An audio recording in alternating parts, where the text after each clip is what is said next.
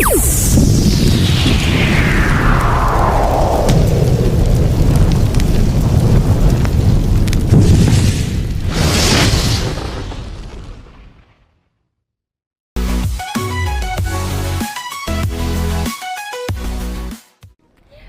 araw, ako si FO1 Diana Jane Cuario at nandito tayo ngayon sa Sungrit, San Juan, Ilocos Sur para sa coastal cleanup at mangrove tree planting.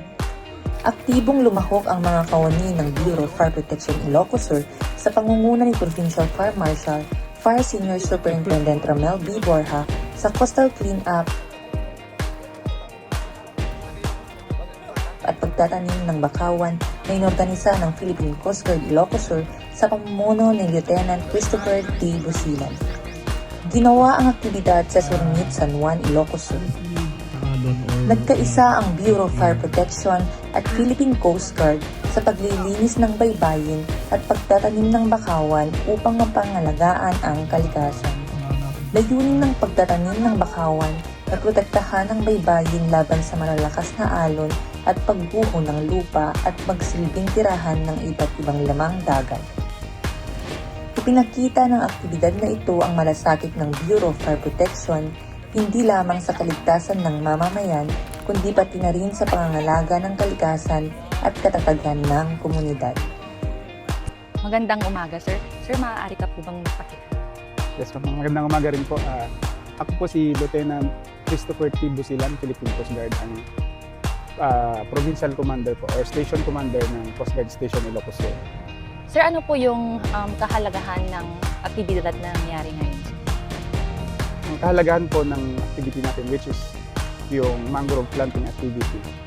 Unang-una po, kapag malalaki na po ang mga tinanim natin na mangrove, ang unang-una po nilang ginagawa ay sila po yung nagsisilbing first line of defense sa malalaking mga alon na galing po sa ating baybayin. Bukod po sa sila yung umaharang sa malalaking alon, kapag mausbong na po ang mga bakawan o yung mangrove, sila po yung nagsisilbi rin na natural habitat po ng mga nabubuhay sa ating baybayin at karagatan. Nakakatulong din siya sa paglaban o pag-mitigate ng tinatawag natin na climate change. Katulad din po ng mga ibang halaman o puno na tinatanim natin sa ating kalupaan. Yun po. Magandang araw po sa ating lahat. Isinasagawa po natin ngayon ang coastal cleanup dito sa bayan ng San Juan. Kinukuha natin ang mga plastic at ibang basura na nagkalat sa ating mga coastal. Ginagawa natin ito para protektahan ang ating mga yamang dagat na siya ring kabuhayan ng ating mga mamamayan. Sinasagawa natin ang mangrove tree planting.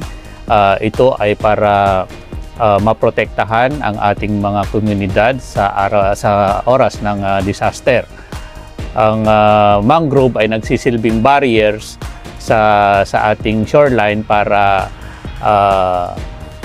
kapag may bagyo o storm surge.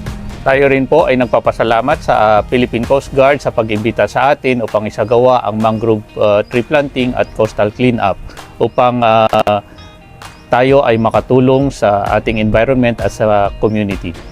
At yan po ang kabuuan ng aming pag-uulat para sa BFP TV Ilocos Region. 1. Ilocos Sur.